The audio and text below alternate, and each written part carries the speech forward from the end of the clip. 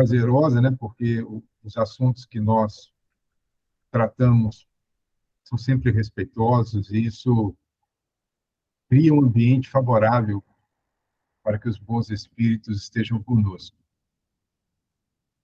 Então, elevemos o nosso pensamento numa perspectiva, fazer um deslocamento do foco atencional do aqui e agora, das questões que nos envolveram até este momento,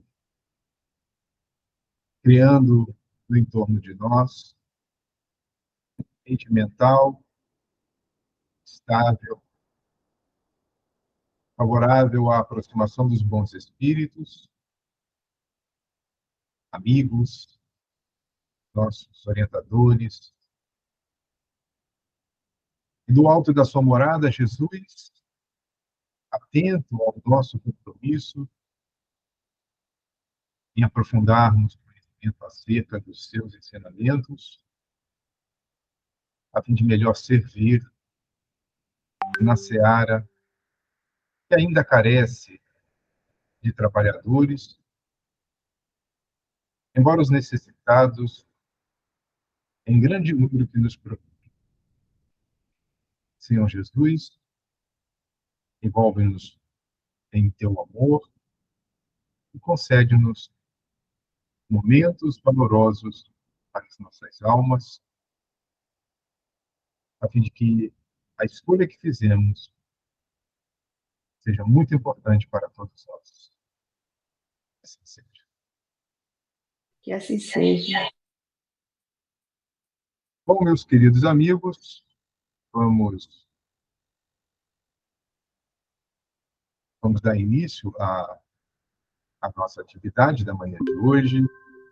Aqueles que assistirem no momento futuro, igualmente sintam-se abraçados, acolhidos, porque o tema do capítulo 23, ele enseja inúmeras considerações.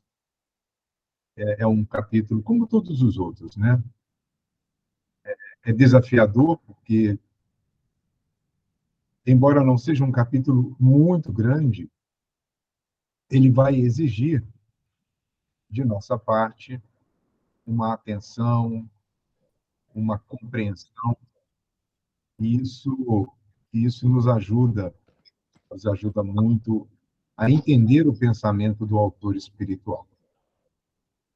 Bem, nós tivemos a oportunidade de, no capítulo anterior, deixa eu ver aqui por que isso não está funcionando.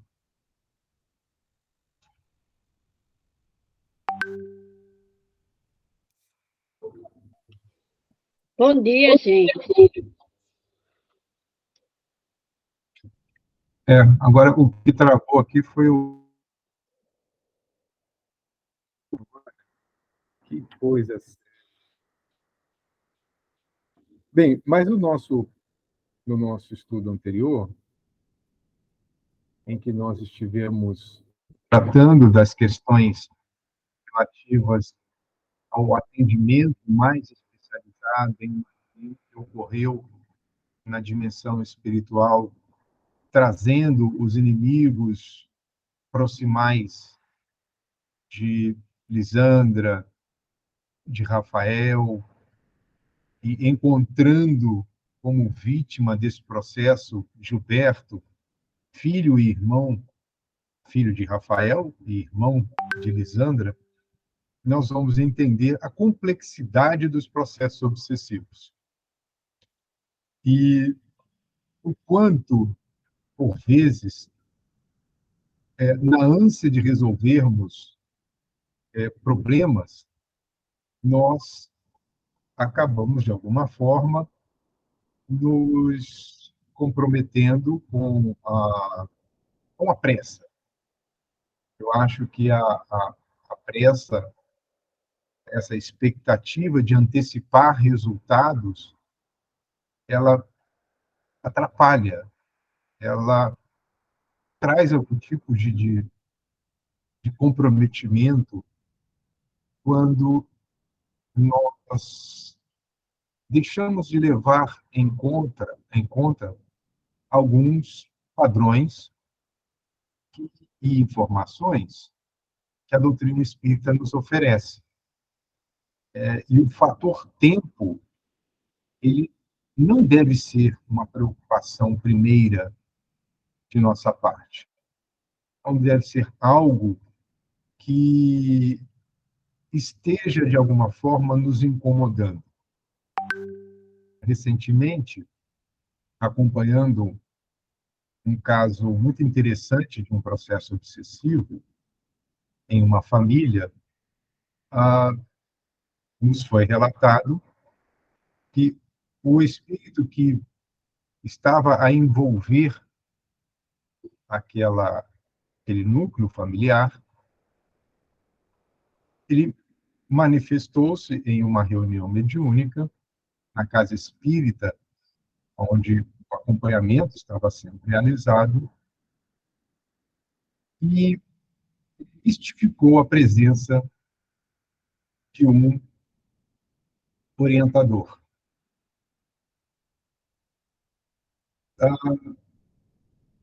A experiência ela foi tão significativa e foi percebido algo de estranho naquela manifestação, mas não foi dada a devida atenção. Depois foi orientado a família, segundo apresentou-se esse espírito. O problema foi resolvido pela interferência de outras entidades mais esclarecidas, mas essa família afastou-se da instituição espírita, nunca mais voltou. Decorridos alguns meses, então acho que 6, 7 meses, não me falha a memória, esse espírito foi trazido uma vez mais, mas agora para que ele fosse esclarecido.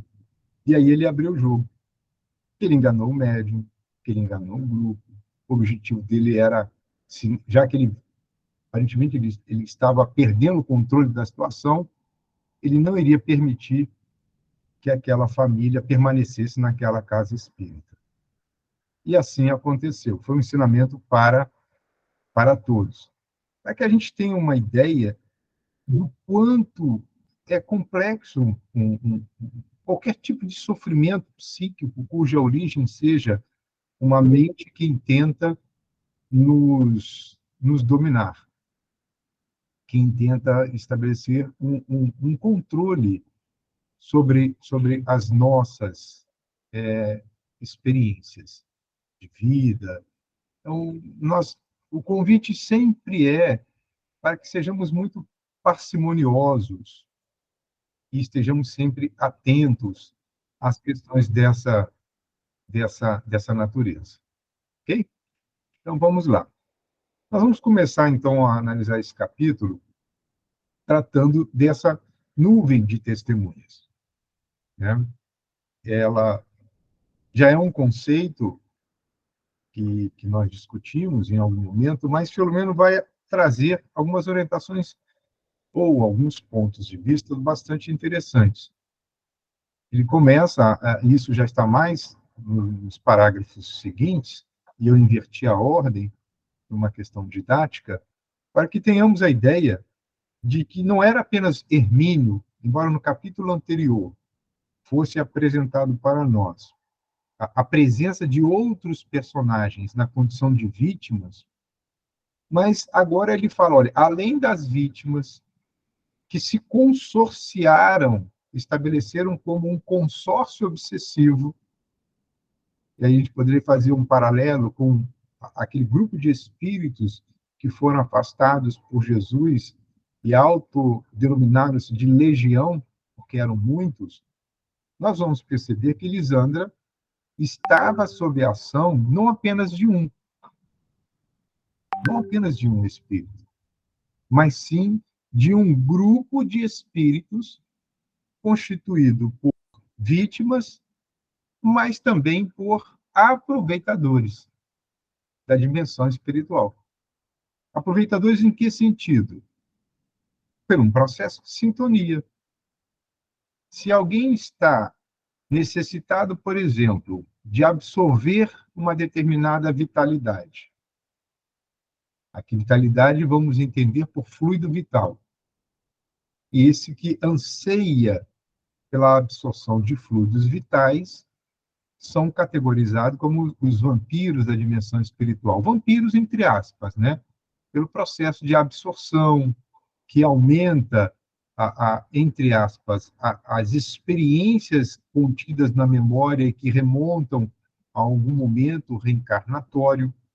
Então, ele volta a ter sensações semelhantes às quais ele teve em sua última encarnação.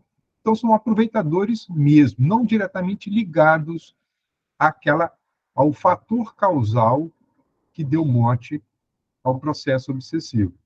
É o que Filomeno vai dizer assim, ó, o grupo infeliz responsável pela parasitose espiritual passara, olha só que interessante, se antes eles estavam unidos por um objetivo, uma causa comum, na medida em que Hermínio ganha uma certa predominância nesse processo, a ciumeira também se apresenta no mundo espiritual. Então, eles passaram a disputar entre si as ações de vampirização, as ações de perturbação nesse processo simbiótico. Porque a simbiose, ela tem uma simbiose que é positiva e ela tem uma simbiose negativa. Porque a simbiose ela ocorre quando dois organismos compartilham uma determinada experiência. E ela pode trazer ganhos para ambas as partes, mas pode trazer dano e ganho apenas para uma parte. Quando isso acontece, é uma parasitose. Então, a simbiose obsessiva se manifestava por uma parasitose espiritual.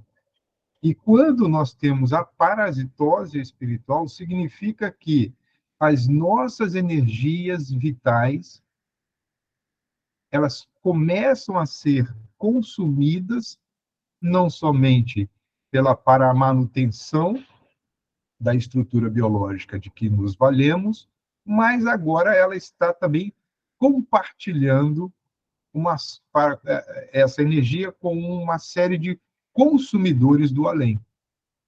Então, essa parasitose espiritual, o marco característico, além da perturbação no processo psíquico, é o deperecimento das forças físicas. E esses indivíduos passaram a disputar as fracas e escassas reservas de energias da paciente desequilibrada.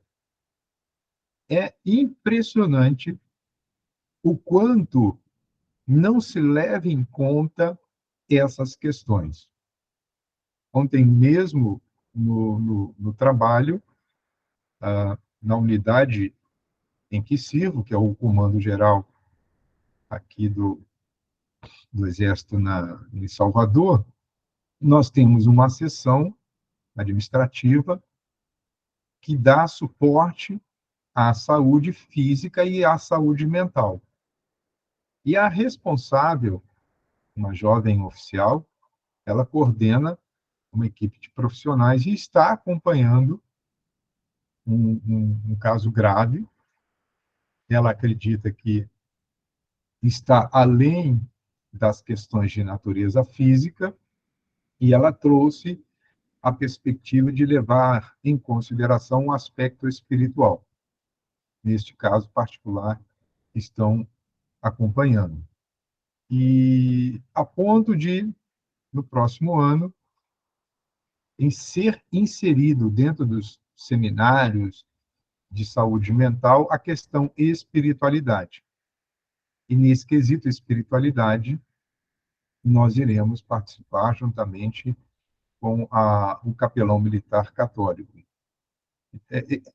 Pode parecer assim, mas agora finalmente, essas questões, elas estão transcendendo os arraiais das instituições especializadas e nós vamos adentrar nas instituições mais que estavam afastadas do entendimento de que levar em conta o fator espiritual no adoecimento, tanto físico como mental, isso é muito interessante e desafiador. Então, voltando à questão do capítulo, nós vamos observar que essa jovem ela era muito comprometida com o passado. Muito. E isso lá na frente a gente vai entender algumas questões que geram dúvidas e preocupações quando uma instituição espírita se propõe a trabalhos dessa natureza. Então, essa presença ostensiva de um grupo também expressivo de espíritos perturbados e perturbadores, por certo, leva ao corpo físico efeitos de grande monta. Embora o processo kármico de Lisandra, na expressão da lepra, fosse algo relativo à participação dela nas questões de decisão de emparedar o seu amante, diferente de Rafael, porque ela entra num processo, a gente já refletiu sobre isso, por causa da sua omissão, né? Por causa da sua omissão. Então, ela tinha um tempo em que essa desorganização física se manifestou, foi controlada, mas as questões de natureza moral, isso demandaria mais tempo. E Filomeno vai trazer para nós algo muito interessante, ao afirmar que os centros da emotividade foram seriamente comprometidos. Ele usa a expressão desconectados. Desconectados. É lógico que aqui ele está se valendo de um pensamento que, se levarmos de forma literal, essa desconexão ela estaria relacionada a um plug. E se essa desconexão ocorresse na sua totalidade, a pessoa ela vem a óbito. Ele quer dizer, em verdade, penso eu, que os centros da emotividade, e faremos algumas considerações a esse respeito, eles foram muito prejudicados ao ponto de a conexão, e aqui nós vamos entender por conexão, e ouvíamos nas nossas as dificuldades que estamos encontrando hoje em algumas localidades para manter a conexão da internet estável, não significa que os cabos foram rompidos, que nós desconectamos o RJ45 do nosso modem, mas é uma questão de sinal. O sinal, em alguns momentos, ele diminui a sua potência de transmissão, ou até mesmo ele pode ficar interrompido, intermitente. É essa expressão que Filomeno, penso eu, está querendo dar, é esse entendimento que Filomeno está apresentando a respeito da desconexão. Não necessariamente o desplugar das estruturas componentes do centro da emotividade. Mas, ora, recebe um impulso maior, ora, recebe um impulso menor, e, ora, aquele centro ele fica, por alguns momentos, impedido de funcionar ou de desempenhar a sua função. E um outro interessante registro é que a memória inconsciente de Lisandra entrou em descompasso, em desgoverno. Nós sabemos que as nossas memórias passadas, elas estão arquivadas no corpo mental, segundo a cartografia da mente de Jorge Andréa, que é a que temos utilizado como referência, esses blocos informacionais mantêm um padrão vibratório que impacta no perispírito, e o perispírito encaminha essas informações na medida certa para o corpo físico. E esses impulsos, quando chegam no corpo físico, passam, de certa forma, a modular o nosso comportamento. Essa memória inconsciente em desgoverno, Filomeno nos deu a informação no início da obra, quando ele diz que, desde tenra idade, não encontrando uma conexão com o mundo exterior, ela se comprazia, sentia satisfação e prazer em observar os painéis mentais, as criações que lhe chegavam, as ideias que lhe chegavam à mente, num cenário incompreendido por ela, mas que, de certa forma, aquele mundo que se construía no seu campo mental lhe trazia inúmeras satisfações, prazer, bem-estar. São as memórias do passado que chegam sem um determinado filtro, e isso traz uma série de desconforto à pessoa que experimenta esses estados desorganizados do nosso inconsciente. A resultante é que os seus processos mentais passaram a se manifestar em desequilíbrio. E da mesma forma em que eles se manifestam de maneira desequilibrada, nós vamos perceber que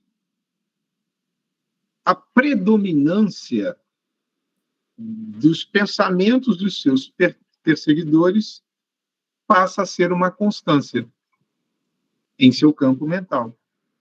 Portanto, ela torna-se mais maleável, mais submissa às interferências espirituais negativas, o que modula o seu comportamento desde pequeno.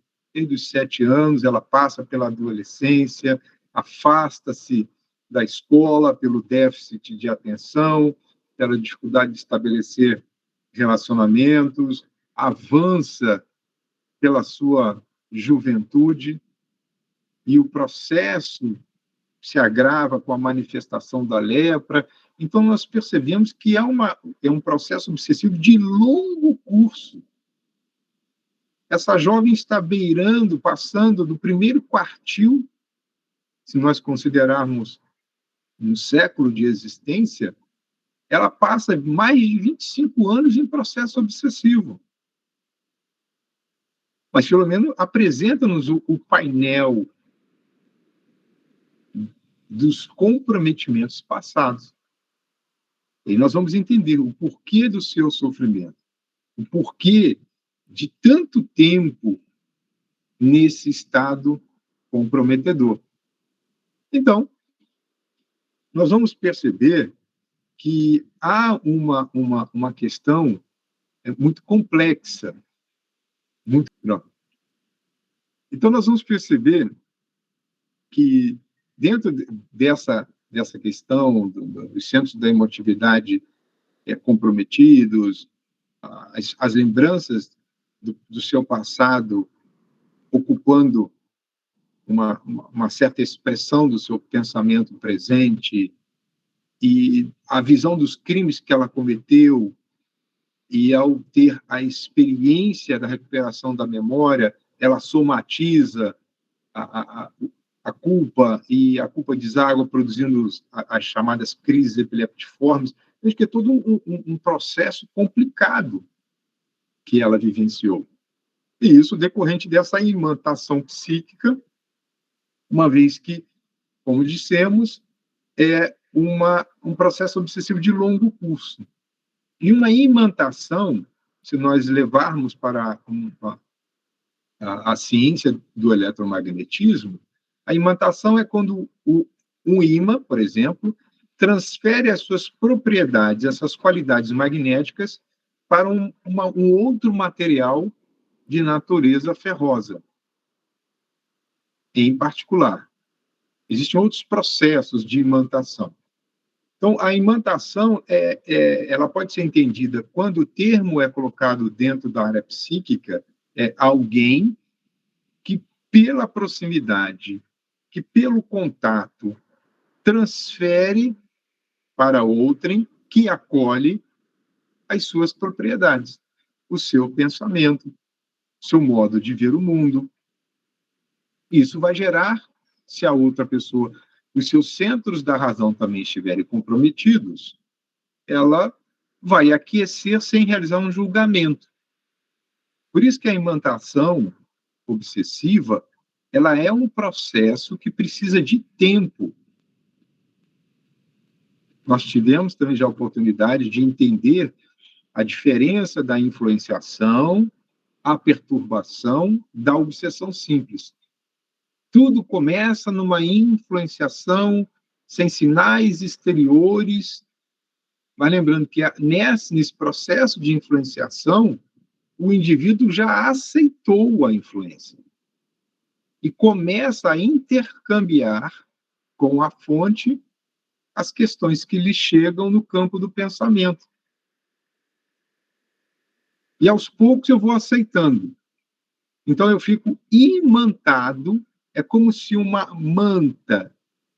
Aqui eu vou me valer de uma figura, de uma metáfora. Uma manta que não me pertence passa a encobrir-me. Só que essa manta traz as características e a temperatura de um outro indivíduo. Eu acolho e aquele ambiente passa a envolver-me. Essa imantação, a consequência é a vampirização espiritual em franco desenvolvimento, porque se eu já estou agora com as propriedades que não são minhas, as acolhi, eu abro espaço para que esses espíritos mais próximos de mim se coloquem e agora, pelas conexões que são estabelecidas no corpo espiritual, começam a alimentar-se, entre aspas, do fluido vitalizante. Esse fluido vitalizante é o fluido vital. Lá na frente nós vamos entender isso. A importância do passe. Porque no passe, o passista, quando está numa condição de rigidez, porque tem passistas que, por força de algum vício, fumam, se alimentam de uma forma um tanto quanto exagerada. Então, os fluidos produzidos pelo passista devem ser fluidos de uma qualidade, espera-se que assim seja, de uma qualidade melhor. Daí o passista ter a preocupação com a sua questão alimentar, com a sua questão moral, para que, ao desprender de si para outrem propriedades que são típicas do reencarnado, potencializadas pela dimensão espiritual, ele reabasteça aquele que está, em algum momento, depauperado dessas forças.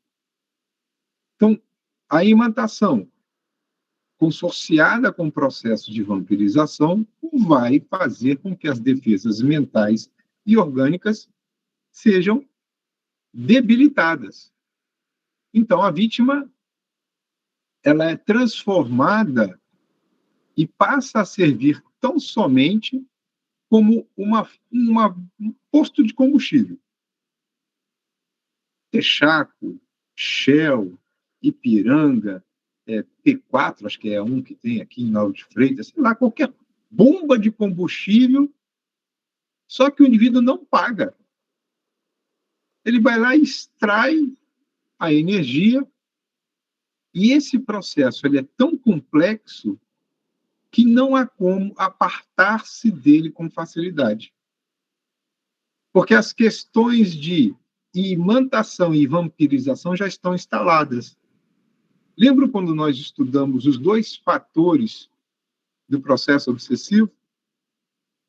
Um é efeito e o outro é tempo. Quanto maior o tempo de exposição a essas ações, maior serão os danos. E se os danos são maiores, é porque eu estou cedendo espaço. Então, os centros da vontade, e aí é o chamado o córtex pré-frontal, quando a gente vai para o campo da neurociência, no córtex pré-frontal é que estão as estruturas que servem de apoio para os processos decisórios. Então, há um comprometimento não somente dos centros da emotividade, dos registros da memória. A gente vai perceber que o cérebro, como essa máquina que possibilita ao espírito comandar a indumentária que ele está sendo temporariamente como servindo de moradia, ele fica altamente comprometido. Nós vamos trazer algumas considerações bem rápidas para tentarmos compreender de uma forma mais precisa o que Filomeno está querendo nos dizer. Essa imagem, ela traz, observem que algumas expressões ou algumas estruturas estão com um pontinho azul. Essas estruturas com pontinho azul são as estruturas que fazem parte do sistema límbico. E o sistema límbico é a estrutura cerebral que está dentro da segunda casa mental, ou do segundo cérebro, já não está mais no cérebro reptiliano, que é o cérebro instintivo, que produz todo um processo de manutenção da máquina orgânica. Aí está localizado, nesse segundo cérebro, as expressões da nossa emotividade. E cada uma dessas expressões, ou cada uma dessas estruturas, tem a sua função. Por exemplo, vamos lá no tálamo, que está na parte superior. O tálamo, segundo André Luiz, no livro Evolução em Dois Mundos, ele afirma que sobre o tálamo vertem as energias do espírito. Então, o tálamo é considerada por André Luiz a estrutura de fixação das energias que vêm do corpo mental, passam pelo perispírito e possuem sede no tálamo. Uai, mas e a glândula pineal? Bom, a glândula pineal é a grande transdutora. Ela capta ondas de natureza semelhante ao eletromagnetismo, são as ondas do pensamento, de outros espíritos, encarnados ou não, transforma essas ondas em impulsos neuroquímicos para que a linguagem cerebral interprete os pensamentos que nos chegam. E, da mesma forma, os nossos pensamentos, que chegam da nossa intimidade, nela encontram a caixa de transmutação para que o cérebro execute aquilo que nós queremos. Agora, é interessante observar que o tálamo tem conexão ou ramificações para todo o córtex cerebral. Ele recebe estímulos do meio, interpreta e envia a mensagem-resposta. A partir dos estímulos que chegam, o nosso comportamento emocional ele se expressa de uma ou de outra forma. Por exemplo, a área septal, mais à esquerda, está com a sua bolinha azul, ela, segundo alguns autores, ela estaria relacionada ao prazer sexual. Outros afirmam que não só o prazer sexual, mas o prazer que o cérebro sente, aquele prazer que não está relacionado ao sexo. Um abraço, a visão de uma experiência que lhe traga um bem-estar. E outras estruturas que nós não vamos aprofundar por não ser o objetivo. Mas observemos que se Filomeno diz que o centro da emotividade desconectados, isso significa que o indivíduo pode mergulhar num estado obsessivo, numa profunda apatia. E essa era uma das expressões do comportamento de Lisandra. Incapaz de manifestar uma emoção, embora ela recebesse estímulos do meio, a sua mãe lhe incitando a participar, por exemplo, do Evangelho no Lar, mas ela não se sentia motivada, porque não tinha uma experiência de prazer não de natureza física, é um prazer de natureza espiritual. E às vezes a gente precisa resgatar essa sensação de prazer espiritual, que é um bem-estar que transcende, de difícil significação. As suas memórias inconscientes se misturando com a memória atual. Então, nós temos as estruturas do corpo mamilar, da amígdala, do hipocampo, também sendo afetadas. Então, a gente passa a perceber que nos processos obsessivos, todos os nossos sistemas ficam comprometidos. E é preciso que, ao observar o que está sendo apresentado como dificuldade existencial no momento do atendimento fraterno, nós estejamos atentos, com uma escuta empática e, se possível for, escrever quais são as sensações. E há um fato interessante, se nós olharmos, por exemplo, se nós traçarmos uma linha que vai do olho no sentido vertical para cima, ascensional, nós estaremos bem próximo da área chamada córtex pré-frontal. E esse córtex pré-frontal, quando se relaciona com o sistema límbico, ele vai produzir no corpo as somatizações das experiências emocionais. Então, às vezes, eu tenho uma manifestação somática de adoecimento, mas não tem diagnóstico de doença. São chamadas de doenças psicossomáticas. As relações estabelecidas entre o córtex pré-frontal e o sistema límbico respondem por essa somatização das emoções, da qualidade dos nossos pensamentos. Então, observemos que o mundo espiritual, quando ele deseja fazer com que nós soframos, que passemos por constrangimentos, por realizarmos escolhas indevidas, eles sabem aonde estão atuando. Eles não chegam simplesmente a depender da gravidade do processo, de quem esteja por detrás do processo obsessivo, e em inúmeras obras Filomeno vai falar sobre isso, espíritos profundamente conhecedores do hipnotismo, porque a base da hipnose está na sugestibilidade, na sugestão. E a sugestão vai envolver áreas cerebrais envolvidas no processo decisório. E a perda da capacidade do livre-arbítrio está diretamente relacionada a essa área chamada córtex pré-frontal. Então, imaginemos o quanto é sofrido um processo obsessivo. Quando a pessoa diz assim, eu não consigo me libertar desse pensamento. Eu não queria fazer isso, mas é como se uma força me tomasse e eu o fizesse.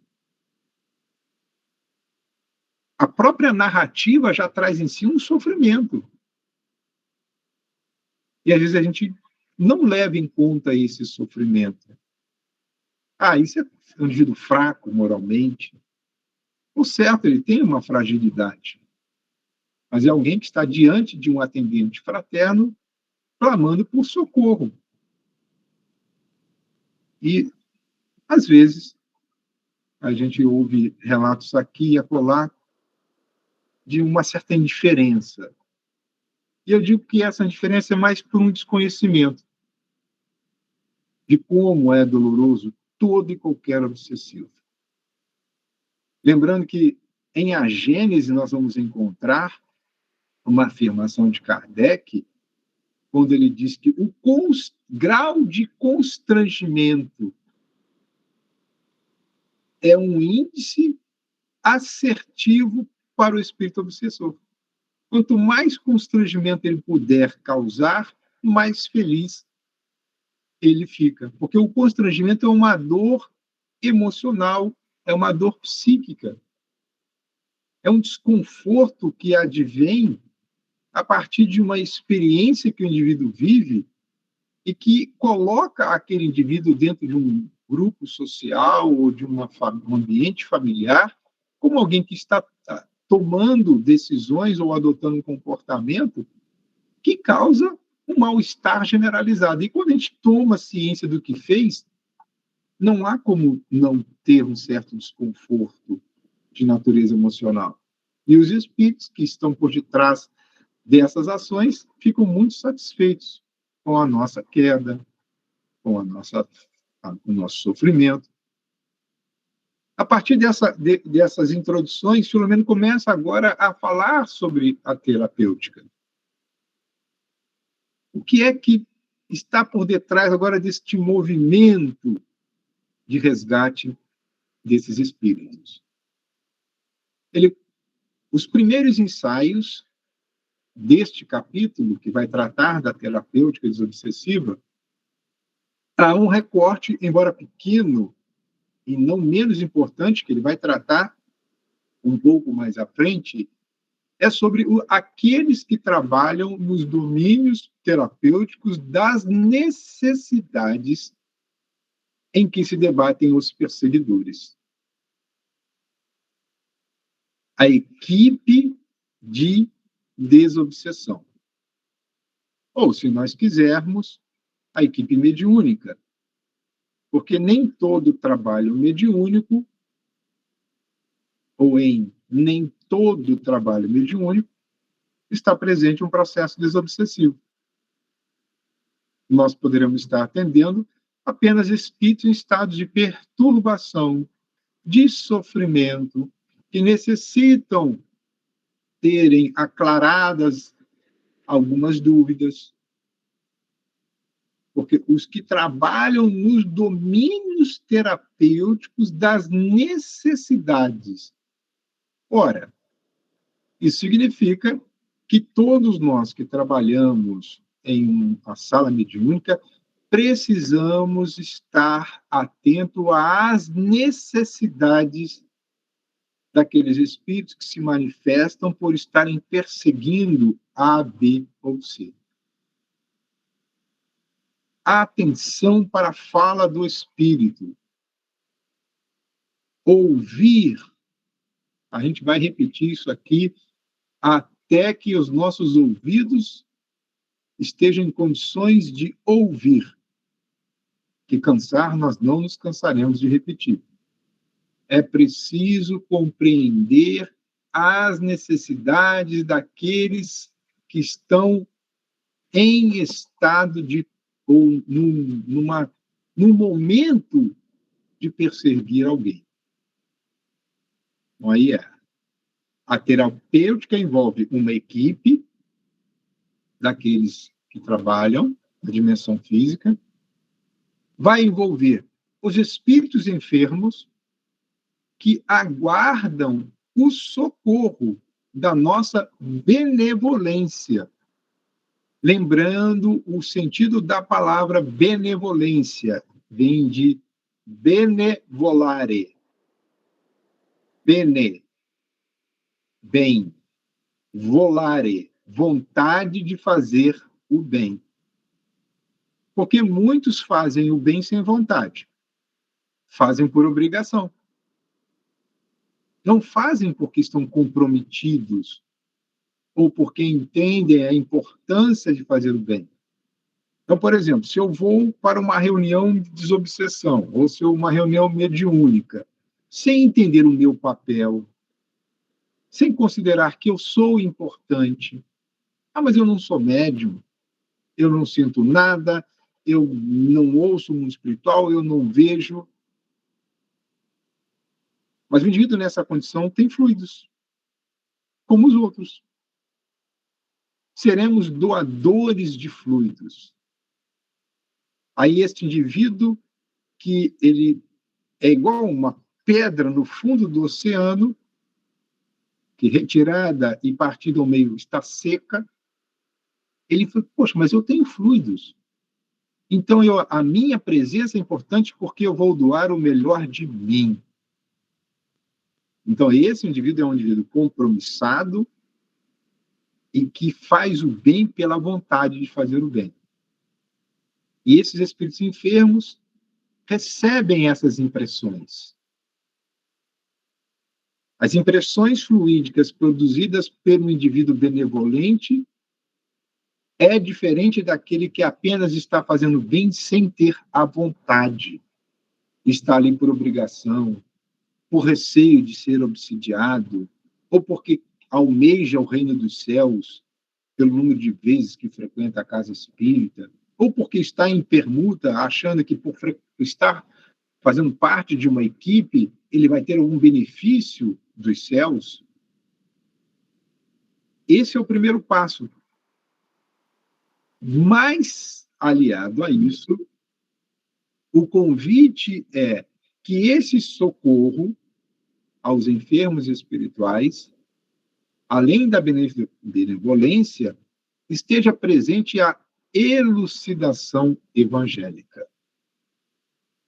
Nós não precisamos ser profundos conhecedores da neurociência, da física da consciência, mas somos obrigados a conhecer e a viver o Evangelho.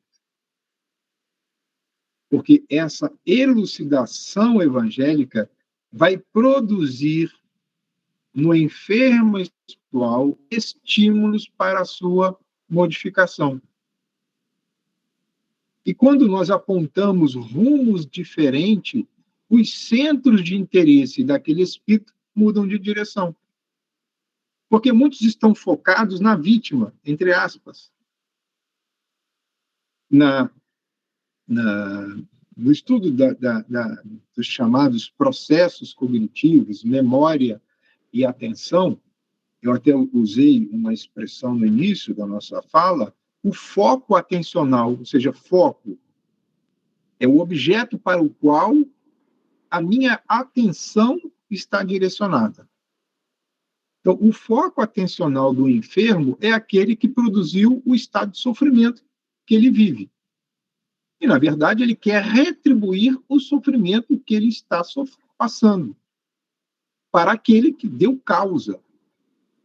Então, ele esquece de si e investe no outro, quando deveria ser o contrário. Esqueça do outro e invista em si. E deixemos que a vida cobre daquele outro as dívidas que ele tem para com o universo. Essa é a ação atenta do esclarecedor. Eu não gosto muito da palavra doutrinador, embora ainda seja, muito usada em nosso meio. E a terapêutica também deve levar em consideração o obsidiado, ou seja, o paciente, aquele que sofre o processo obsessivo, sem jamais o colocarmos numa condição de vítima, de um indivíduo puro que sofre simplesmente por sofrer a sanha de quem quer que seja. Não é esse o objetivo. Então, a terapêutica, pelo menos, faz essa chamada de atenção. Deve levar em conta esses 3 aspectos. E aí, ele vai, pelo menos na continuidade, vai apresentar algo interessante, mas antes, eu vou fazer um desafio. Alguém já usou esse instrumento, o bumerangue? Se o indivíduo é hábil ao arremessá-lo, ele volta. Mas, para que eu não seja atingido pelas costas, eu tenho que observar a trajetória. Porque se eu não observar a trajetória, eu vou jogar o bumerangue, Ele faz todo aquele movimento e pode, pum, ação e reação. É o efeito bumerangue.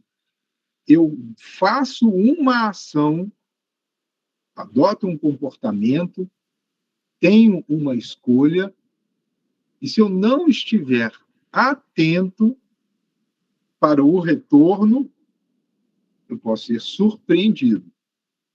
Para que isso não ocorra, é isso aí. No final, a gente vai trocar algumas impressões, eu tenho bastante considerações, o pessoal está atento. Aí, Filomeno vai chamar a atenção de todos nós. Olha, afastar os verdugos, pura e simplesmente, sem os orientar, e os socorrer cristamente, redundaria em fracasso da empresa. Da empresa no sentido de tentativa. É o mesmo que jogar um bumerangue para frente, sem observar que ele vai voltar para onde? No mesmo lugar da sua origem. Mas eu posso recebê-lo uma vez mais. Se ele voltar e eu o acolher, ele não vai causar impacto, ele vai ser acolhido. Então, é um processo. Assim como a obsessão tem o fator tempo e os efeitos produzidos, a desobsessão também vai levar um tempo e a diminuição dos fatores, dos sintomas que eu experimento, até que esses dois pontos que estavam distantes se reúnam no ponto inicial, que é a causa. Se a causa for solucionada, isso significa que o processo está concluído. O que é esse ponto inicial? Se eu jogo o bumerangue, eu tenho que observar todo o movimento dele. E quando ele retorna, eu o acolho. Então, eu estou atento ao processo. Há muito tempo atrás, acredito que hoje as casas espíritas não fazem mais isso, mas até uns 20 anos atrás, algumas instituições valiam-se apenas dessa perspectiva. Saia como se fosse uma espécie de exorcismo. Porque há como, por uma ação magnética, pelo passe, produzir-se impressões penosas no perseguidor que farão com que ele se afaste momentaneamente. Isso é muito simples. Muito simples, não. É simples de entender. E os espíritos dão inúmeros exemplos. O passe produz um mal-estar no agente. Exatamente. Toda ação violenta é um pedido de socorro. Então, essa ação de no passe, e mesmo no momento do passe, se eu não tiver uma perspectiva caridosa, ao longo prazo não surtirá efeito. Então, é preciso que nós afastemos pelo passe, na terapia pelo passe, e na reunião mediúnica nós façamos a orientação devida. E essa orientação, ela tem que estar fundamentada no Evangelho. Isso não significa que faremos citações, replicaremos perguntas, capítulos, versículos. Não é esse o objetivo. O socorrer cristamente é usar do verbo carregado de ensinamentos e, se possível for, fundamentado em uma experiência. Porque se eu falo com propriedade de algo que eu já vivi, eu tenho base. Quando eu falo que é importante perdoar e realmente eu perdoei alguém, eu não estou falando da boca para fora. É porque eu vivi em perdoando alguém ou em me perdoando uma experiência de profundidade que muito me fez bem. Bom, e Filomeno continua. Esses espíritos, na condição de perseguidores, de obsessores, eles estão nesse estado porque ele foi construído pela pusilanimidade. pela imprevidência daquele que sofre o processo. Porque se eu não tivesse ofendido ninguém, se eu não tivesse matado ninguém, expropriado pertences, destruído famílias, essas ações promovem sofrimento profundo no outro. E ele se revolta foi porque aquele estado futuro de revolta só aconteceu por minha causa. O indivíduo não está ali diante de mim querendo fazer o mal pelo mal. Quando são os processos de obsessão por vingança. Existem aqueles obsessores por inveja. Mas mesmo por inveja, alguém deu causa àquela inveja. Mas se ele está no meu campo, é porque eu ofereci sintonia. Então, houve uma construção para aquele estado de desarmonia psíquica no outro viesse a se estabelecer. E se isso não aconteceu nesta, está em outra vida a causa profunda do sofrimento que o indivíduo enfrenta na atualidade. E aí, Filomeno vai trazer uma forma de manifestar o seu pensamento que eu achei bastante interessante e que chamou a minha atenção.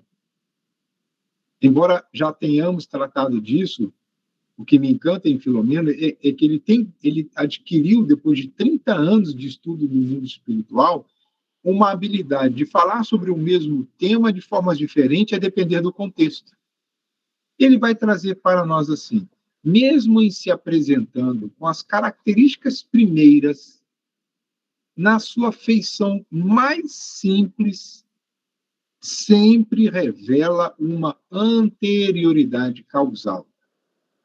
Ninguém está em processo obsessivo sem ter dado causa.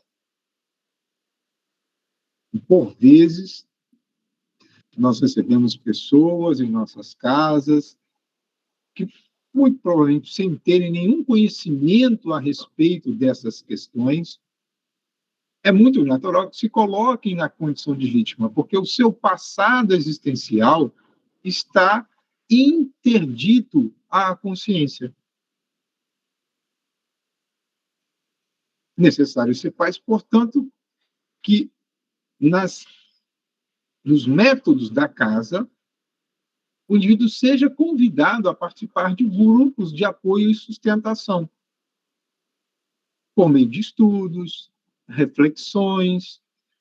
Os grupos de acolhimento da casa espírita, independente do nome que queiramos dar, têm essa função de trazer o indivíduo ao contato com informações para que ele se perceba como um ser interessencial, com um passado, portanto, um histórico espiritual, de onde as causas dos sofrimentos observados na encarnação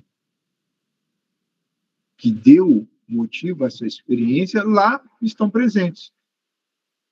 Quando nós falamos sobre a terapia, que é preciso envolver o obsidiado, nós temos ações da casa espírita e ações do indivíduo.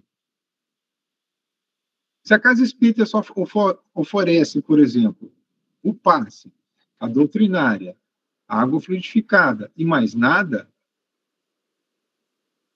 pode ser que, a depender da complexidade, os resultados não sejam aqueles esperados.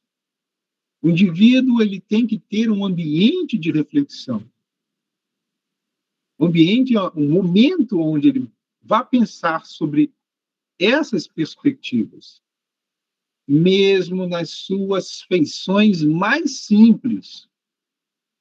Se eu estou sofrendo uma influência, é porque o meu campo mental está produzindo contexto que, acolhido a influência, o contexto pode ser ampliado. Não é à toa que Jesus sempre nos chama a atenção. Olha, vigiai, e orai. Essa vigília é a atenção constante. Mas continua Filomeno no seu pensamento. Essa causa anterior, portanto, possuem raízes que não podem ser erradicadas com facilidade, sem que se reportem os esforços às suas matrizes legítimas. As raízes não podem ser erradicadas com facilidade. Quem tem gramado sabe muito bem disso. Você pega a máquina de cortar grama, daqui um pouco aquelas ervas daninhas sobem e se proliferam. Por quê? Eu tirei o mal, não foi pela raiz, foi pela superfície. O bulbo, ou seja, o bulbo é o núcleo enraizante no solo que guarda os potenciais para que essa erva daninha surja uma vez mais. É o que está representado na imagem. A obsessão, ela tem que ser arrancada desde a raiz. E aí, quando é que eu vou encontrar a raiz? Quando eu reorganizar o meu pensamento. O passe, a ação nas reuniões mediúnicas ajudam ao obsidiado a reorganizar o pensamento. Neste momento é que os primeiros mergulhos nas ações desobsessivas começam a surgir. Agora, a imagem ela é bastante significativa porque nós temos uma tomada e um cérebro vazio. Significa que as ações desobsessivas atingiram uma estabilidade, ou seja, vamos aqui nos apropriar de uma expressão. As estruturas cerebrais readquiriram a homeostase. E agora, eu vou ligar essa tomada aonde? Só tem um local. A fonte do Evangelho. Coloca essa tomada no Evangelho para que esse campo mental em branco seja agora preenchido com informações valorosas. E se isso não acontecer, os resultados não são os melhores. Daí, toda a terapia desobsessiva, ela sempre assume vulto e exige responsabilidades. De quem? Quais são os participantes do processo? O obsidiado, a equipe e o enfermo. O enfermo está sendo tratado,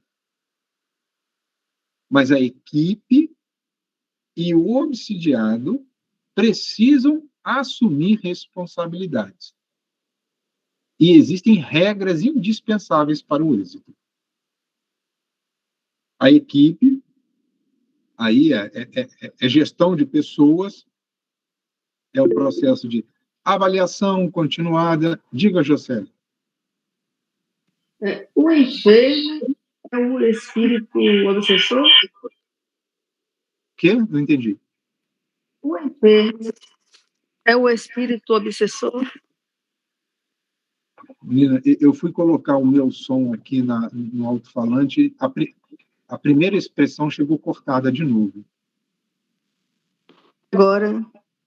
O enfermo. O enfermo são dois. Existe o enfermo, que é aquele que sofre, e existe o enfermo na condição daquele que faz sofrer. tá? Aí vai depender do contexto em que nós nos valermos desta expressão. Então, há momentos na fala de Filomeno em que a palavra enfermo,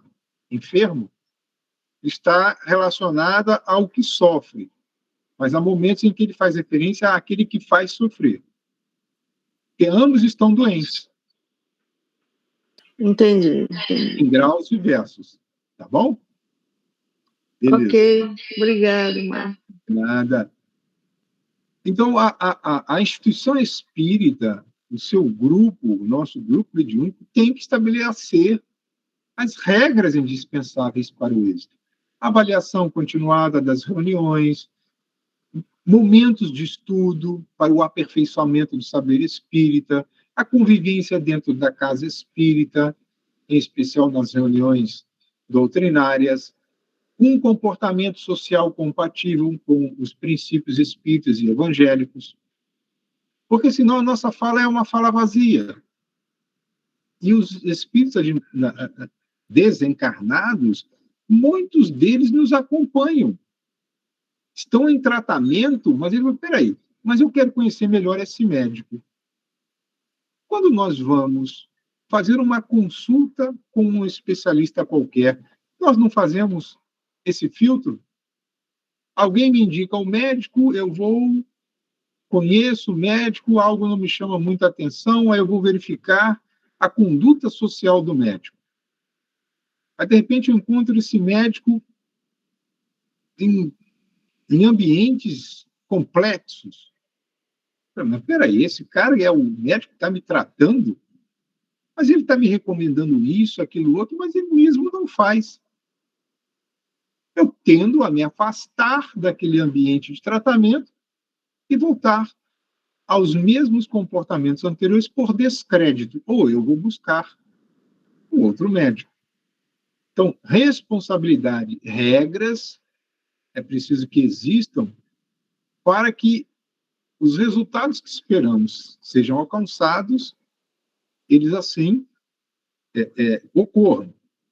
Em face de tal injunção, ou seja, da gravidade de todo o processo que envolve a terapia, é de todo conveniente que se estabeleçam relações, intercâmbios com os mentores espirituais, antes de se aprofundarem os interessados nos mecanismos da técnica saneadora. Muitos grupos fazem o contrário. Reúnem pessoas e dizem: a nossa reunião é de desobsessão.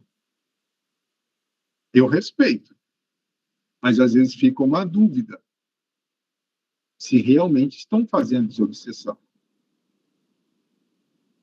Eu não quero aqui fazer juízo de valor algum, mas primeiro deveria ter um movimento de capacitação, uma fase de experimentação, e via de regra é isso que ocorre.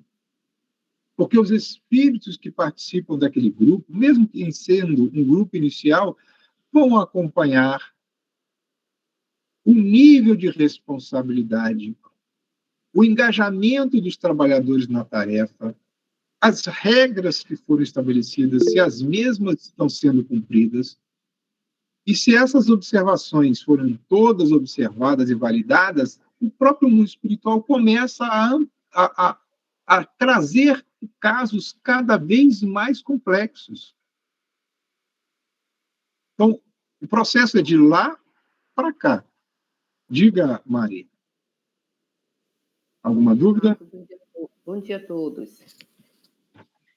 Marcos, você falou aí, eu achei interessante, porque, assim, mesmo nós estando na casa espírita, estamos dentro do evangelho, estamos dentro de uma realidade de conhecimento, né? Porque a gente, quando estuda, a gente passa a conhecer. A gente sabe que a gente é pego em falhas, que somos encarnados ainda, e nosso processo de evolução não é tão, assim, rápido, né? É gradativo, vai de acordo a cada um, né?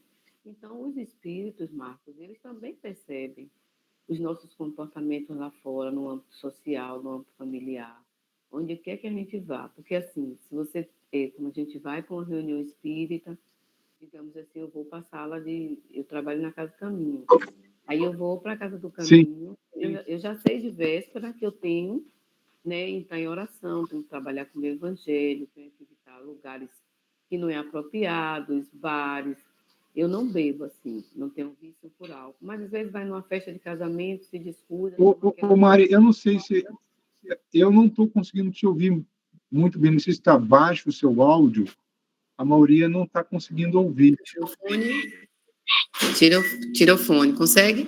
Ah, sim, agora sim. Eu estou tentando dizer, resumindo tudo, para não ocupar o seu tempo, que nós, mesmo estando na casa espírita, estamos fazendo evangelho, tendo o nosso conhecimento, né, do dia a dia, a gente, como encarnado, ainda não é perfeito, se vê em erros, e nosso processo de evolução é gradativo, cada um vai no seu tempo. Então, quando a gente chega nas reuniões, que a gente está nos encontros da sala de obsessões, a gente é também acompanhado por esses espíritos que nos observam. Às vezes tem aqueles espíritos que são brincalhões, e eles sabem do nosso procedimento, eles sabem da nossa rotina aqui fora.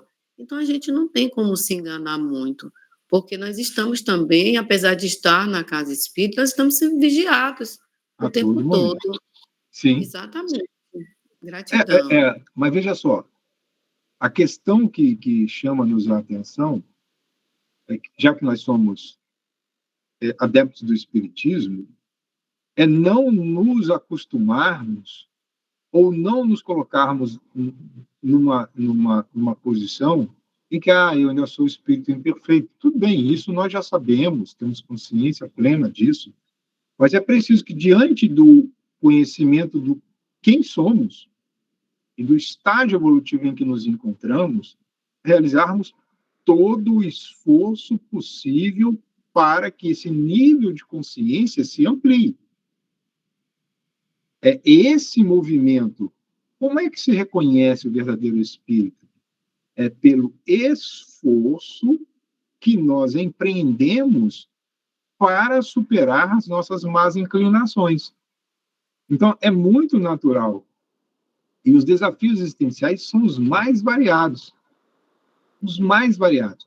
Mas o que é que o mundo espiritual de natureza superior observa? Primeiro, a intenção.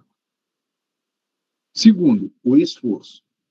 Se intenção e esforço estiverem canalizados para esse processo de transformação pessoal, embora os pequenos deslizes, que sejam deslizes que cometamos em relação a atos novos.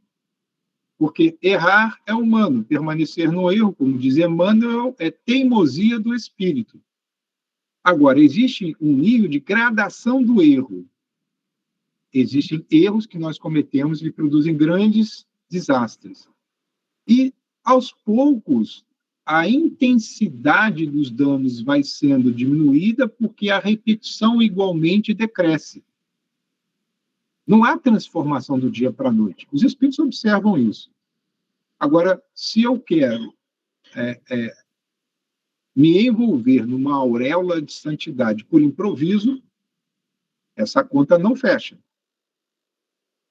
Mas está perfeita a sua consideração. Então, nós vamos encerrar essa primeira parte do estudo desse capítulo com alguns pontos que também consideramos importantes e que nós acabamos, de alguma forma, de elencar. Então, nesse processo da terapêutica desobsessiva, a evangelização do paciente é fator preponderante. E a evangelização do paciente, via de regra, acontece por meio do conhecimento e da aplicação. Então, os processos obsessivos, sem a participação do paciente, toda a empresa, todo o investimento tende a ter resultados muito aquém do esperado. Porque afasta-se o espírito, lembremos que ele pode ser até esclarecido na reunião mediúnica. Mas outros o substituirão. Porque o indivíduo conectado à raiz do mal, se tira a erva daninha, mas como a raiz ali está, ela surge uma vez mais, brotando, oferecendo alimentos para os pássaros, né? Que assim buscam aquela fonte para a satisfação das suas vontades. Então, a evangelização do paciente, de fundamental importância, a oração conjunta e o ministério fluidoterápico pelo passe. Em muitos casos, oferece resultados oportunos, mas só essas duas ações não são suficientes. Eu mudo a minha conduta no mundo, eu frequento uma atividade de suporte fluidoterápico, mas pelo menos vai dizer assim, ó, sem o labor iluminativo do parasito espiritual. Removem-se apenas os efeitos. Então, se o parasito espiritual não for esclarecido, no passe, como eu disse, ele se afasta. Porque há uma força eletromagnética que vai agir sobre ele. O que ele vai fazer? Ele vai aguardar. Ah, é? Tá bom. Bora ver se essa pessoa vai ser resistente ao mal. E vamos supor que ela inicie um processo de resistência. O que os espíritos fazem? Processos obsessivos por vetores outros. Vão trazer pessoas, situações que testarão a resistência do indivíduo. Vamos imaginar que seja uma questão de vício. Eu posso afastar determinadas influências a respeito de um vício de natureza qualquer. Mas se eu estou diante de um fator concreto de estímulo à reincidência no vício, o meu grau de atenção deverá ser elevado à máxima expressão. Eu não bebo mais. Aí eu vou numa festa, só tem bebida alcoólica. Os fatores do meio começam agora a ser potencializados pela presença daquele que um dia foi afastado. Então, vamos ver se ele vai resistir. Aí chega um, chega outro, chega alguém com potencial de influência por amizade. Ah, cara, bobagem, toma aí só um pouquinho. Ou alguém que está se afastando de um comportamento sexual indevido e, diante de vários estímulos, cede uma vez mais. Quando a gente fala em vício, vamos imaginar vício moral também, de falar mal do outro.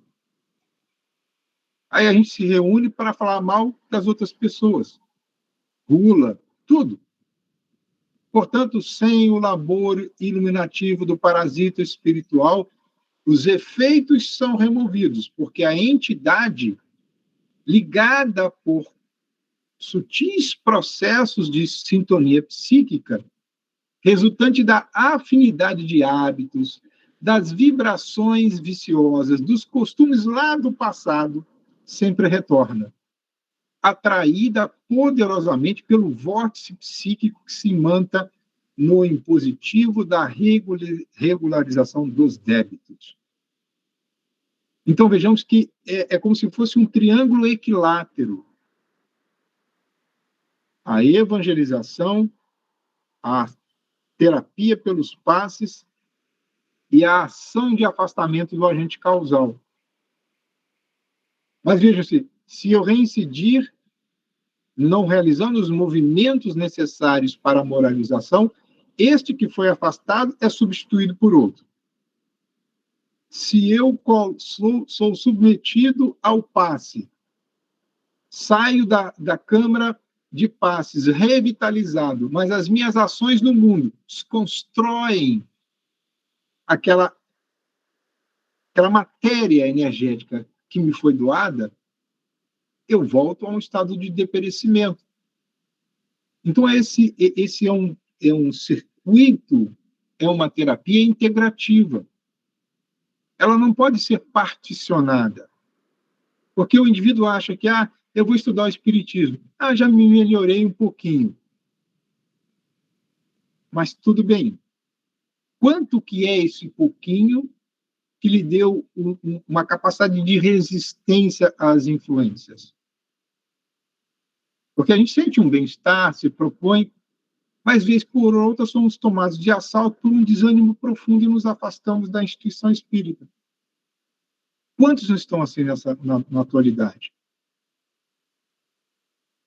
O que foi esclarecido, o parasita de outrora, está seguindo o seu caminho. Mas eu estou lá com os meus vértices energéticos, são os meus centros de força, como que no estado de efervescência, loucos para serem aplacados na sua loucura. Os meus vícios, que estão lá ainda em profundidade, no meu inconsciente mais profundo, estão mandando informações.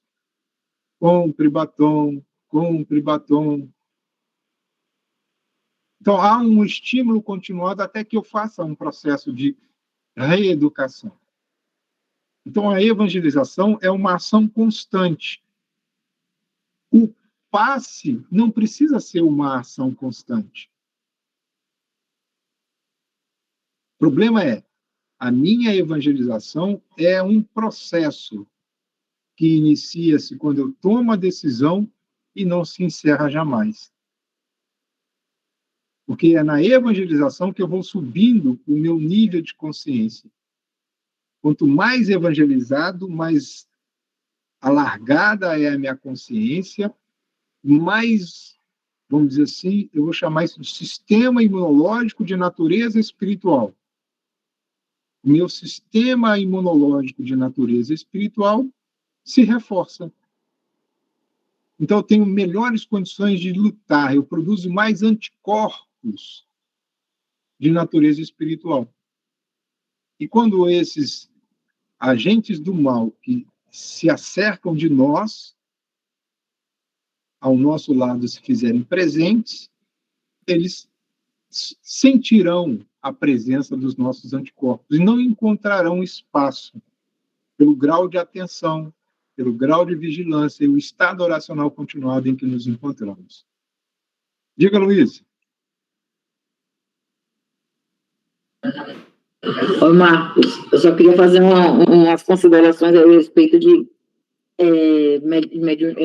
mediúnicas de desobsessão. Primeiro que não é fácil fazer uma mediúnica, ter uma mediúnica de desobsessão. Ela é bem complexa, porque você tem que tratar um espírito, um ou vários espíritos, continuamente, porque eles não se desligam da noite para o dia. É um trabalho de formiguinha. Eles estão sendo tratados no plano espiritual, mas eles também estão sendo tratados aqui. Tem que fazer um tratamento para a pessoa que está sendo tratada mudar o padrão vibratório, e mudar o padrão vibratório é uma coisa muito complexa, né? Então, eu vejo muitos centros espíritas, às vezes, a gente está lá dentro da FEB, a gente vê muitos centros espíritas trabalhando de forma estranha porque a gente sabe, como a gente estuda sempre, a gente sempre está ali, achando que vai resolver de primeira, e não resolve. As pessoas não entendem que esse trabalho é complexo, muito complexo. A minha mediúnica, ela era de auxílio fraterno, e há mais de 2 anos,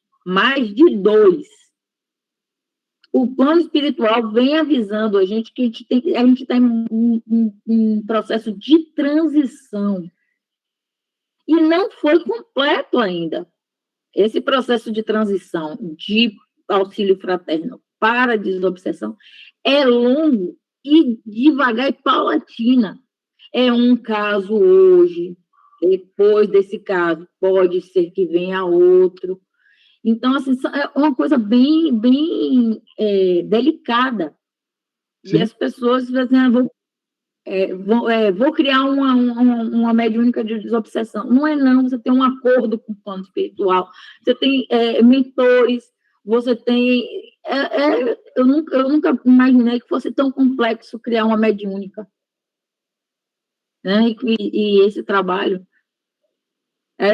as pessoas, eu sou muito certinha nessas coisas, então eu fico bem, às vezes, preocupada com alguns centros que trabalham de acordo com a cabeça das pessoas que estão lá dentro só.